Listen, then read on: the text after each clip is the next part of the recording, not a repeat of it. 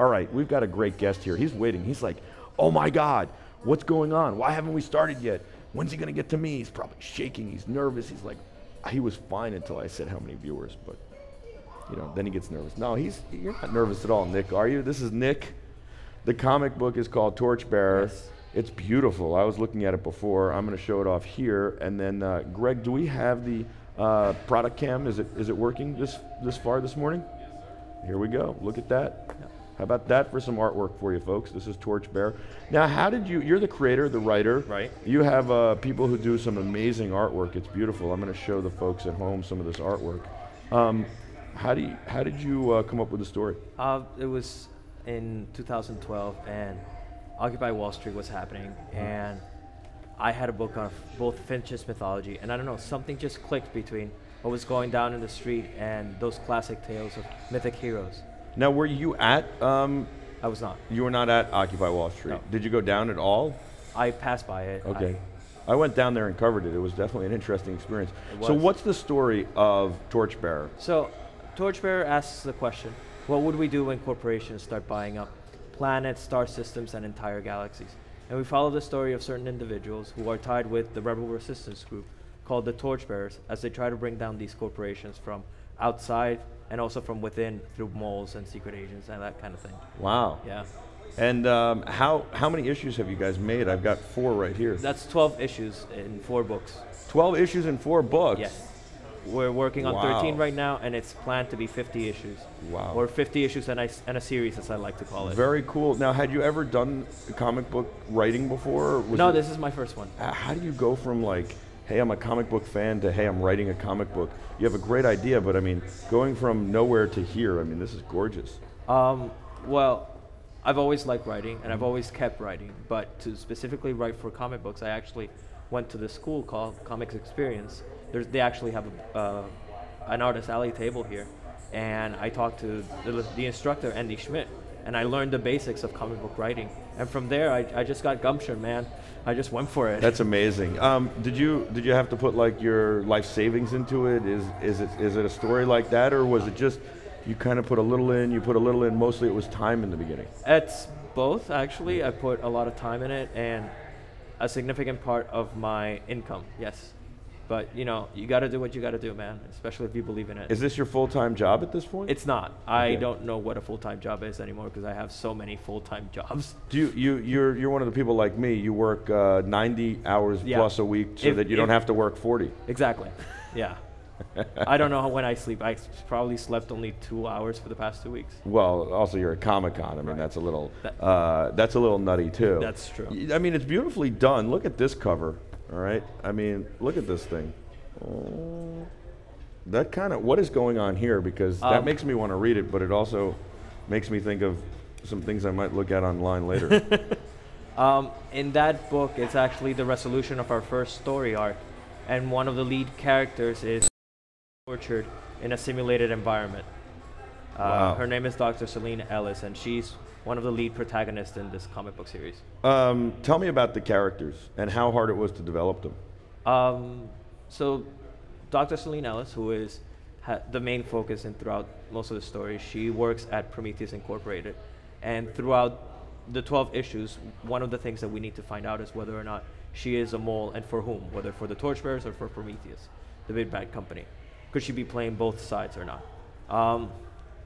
I try and look for experiences that I or others that I know have lived through and try to incorporate that and to make these characters grounded. But as cliche as it sounds, sometimes they have a life of their own. Yeah.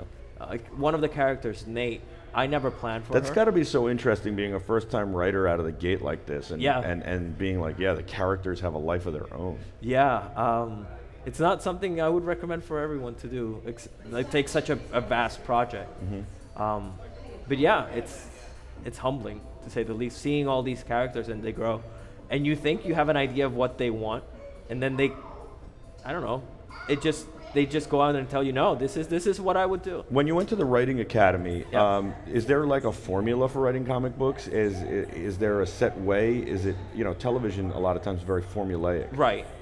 Is that, and certainly stories need arcs and all that stuff, is there a set formula that they kind of push you down, or you can kind There's of be guidelines creative? that they recommend, especially what's become industry standard, like so how many panels are comfortable in a page, and why. The reason why, like usually it's between 4 to 6 per page. Try to keep your dialogue in like a tweet format. Those kinds of things. The tweet format. Yeah, I it's like 140 characters. They would have or said less. try and keep your dialogue short. Now they say try and keep it to a tweet format. That's pretty funny. I Yeah, like that. it's mainly because of the constraints with the speech bubbles. If you have them too big, people lose the ability to read through them comfortably. Yeah, of course, Yeah. of course. It's very cool, and I wish you the best. What's the future? Were you going to work on another comic book series? Oh yes, actually we have several in the works, and we're making a virtual reality game based out of Torchbearer. It's called Torchbearer Ground Support. Wow, so now you're working on a VR game. Yeah, I'm a developer as well. That's how one of the reasons I can Okay, afford wait, all this. hold on a second. This is crazy. Yeah. This is one of the reasons you can afford all this, because you're a developer. Yes. Wow, developers make a lot. I mean, that kind of money. I I should have been yeah. a developer. Gee whiz, should I not have been a developer? I should have. It's a lot of work. I could to have. be I could have honest. funded BeTerrific myself with my development money. Well, you have to live like a poor college student. Oh, is that what it is? Ramen noodles every night? All right, it's not that hard then. No. Okay, we could do it. Okay. All right. So I remember this now from Right. yesterday. I'm sorry. I see a lot of people. So That's fine. You guys have amazing stuff going on. First of all, you have a guy in your booth who's a part of your team. Right. And I want to actually get into the artist in a second, but let's talk about this for a minute. You've got a guy who's been watching us on his Google Glass, Yes. streamed live to his Google Glass Yes. the entire time. How Yes. amazing is that? He's It's- one of the terrifics. Yes, he is. What's his name? His name is Viraj Mehta. Oh my God, We this ca- guy, he comes over to me and he's watching BeTerrific, our live Comic-Con coverage. We didn't tell him. He found it on his own and then found us because he was watching on his Google Glass here. Right. Yeah. Yeah. He's at the forefront of technology, man. That was amazing. And I always was like, oh, Google Glass, who needs that? Then lately I've been like, oh, I want that because I could have my show notes Yeah. in here and all that stuff. And he came running up to me. Yeah. And he was a fan. He became a fan. Yes. That's amazing. I know. Did he show you before he came? He's like, I gotta get you on these guys' shows. Yes, he did. That's how we're here. Did he put the glass on you and make you watch? He a little? never lets go of the glass. Really? Yeah. That's pretty funny. So that was so amazing to Yeah. me. I was like, wow. Okay, so you're working on virtual reality. We're doing a lot of 360 video. Right. So tell me about, and we're actually shooting one with Weta Workshop right Yeah. now in their booth. It's kind of amazing. So Cool. tell me about what you're up to with that. So, in our booth, we actually have some Oculus experiences to I get love people. these headsets. You just They let me are. explain. There are people out there who don't know or don't understand. I mean, Yeah. we have a lot of viewership, so there are a lot of them who do know. Right. There are a lot that don't. You put on a headset. There are two kinds. There's one that has a screen in it. There's another kind that you can put a phone or a mobile device in and use that as your screen, and then you watch what's called 360 video or some kind of virtual reality video game or something like that. When you move your head to the right, the screen moves to the right. When you move your head to the left, the screen moves to the left. When you look up, you move up. When you look down, you look down. So you're immersed in the environment. You put on something like these monster 24K speakers for your Right. ears, and now you're completely immersed in the experience, and Exactly. it becomes virtual reality. And it's amazing. We did a Back to the Future tour of the Shays garage and the cars in 360, and it's unbelievable. You're in the car, and imagine you can turn all the way around and see the flux capacitor behind you. You can turn to the right and see what the door handles were. So now as a fan who's never been in a DeLorean, you can look and see, wow, that's what the shift knob looked like. That's what the time circuits look like. You can do all this stuff. It's like being in the car. Exactly. Yeah. So then you are doing this with gaming. Right. So, we have we're building this game called Torchbearer Ground Support, where you are the ground support troops to some of the missions highlighted in the comic books. Wow. It's along the lines of Star Wars Trilogy Arcade or Battle Pod that's over here at New York Comic Con. Wow. And yeah, it's a lot of work. I'm the lead developer because I'm the only developer right now. Oh my God. But yeah, hopefully we'll do a Kickstarter, try to get more developers on board so we can finish it sometime in next year. We should talk. We should get you to do some stuff with us at BeTerrific, and we'd love to keep promoting you and co-promote as well. Talk about the artwork here now. You hired artists because, look, you just can't do everything. You're a developer, you're a writer, you're Right. the creator. You're Right. I mean, how do you think of these concepts also? Because also, like, a lot of times, let's be honest, guys who are coders and developers aren't exactly the most creative. It's zeros and ones. You came up with these crazy fantasy stories. Yeah, so what's the best way to describe? I've always had two sides to my brain, man. Yeah. And You actually, can compartmentalize like that?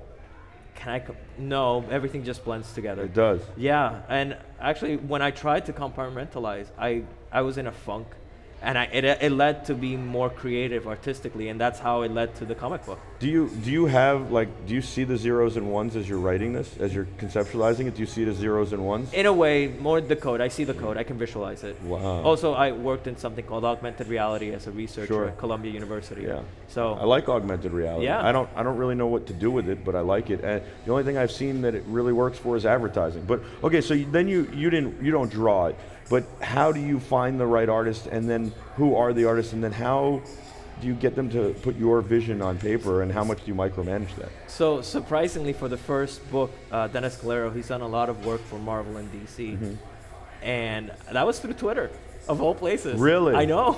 Yeah. And you had to keep your, hey, can you do this with me, to 140 characters? Less than that, actually. I had to keep it to 100 characters. Why? No reason, just to prove that I could write concisely. Okay. Then we direct I message. can't, by the way. That's why I don't use Twitter. I'm like, screw you. I got to say what I got to say in 140 characters. I don't need you. Hey, you go with the medium that's best for you. That's why I don't stop talking. I don't write anything. I'm like, hey, people are like, hey, could you write that down? Yeah, could you call me? Thank you. Yeah, so with Dennis, we communicated with a direct message. Okay. We had an interview of sorts with one another, and he saw I was legit, and I saw that he was an amazing artist, and we agreed, and he did the first book for us. Wow, look at that. It's beautiful. Yeah. And then where do you go from there? I mean, he does the first book, he sets the tone, but somebody's got to take that lead. Right, from then on, actually coming to Comic-Con and meeting other artists, and becoming friends with Viraj, with our mutual friend. We get to know more people, and then that's how you build your network, and you start approaching people. Sure. That's amazing. And how was it to micromanage him? Somebody you look up to who's done all this amazing. I mean, and I don't have even an editor who does the micromanaging. But to say like, oh, this is my vision, and, Yeah. and then you have to change. I mean, you had to change it, right, a little bit. I mean, it wasn't perfect right out of the gate, was it? I have like an outline Yeah. of where things are, and I know the notes and the tones of what things need to be hit and where. But aside from that, they have a life on their own. Wow, very cool. Where do I get this? OddTruthInc.com, our website, Yeah. or Torchbearer Comics is the best place right now. Torchbearercomics.com. Yep. Or at Comixology. You just search for Torchbearer. Sure, and you get it digitally then. Exactly. Comixology.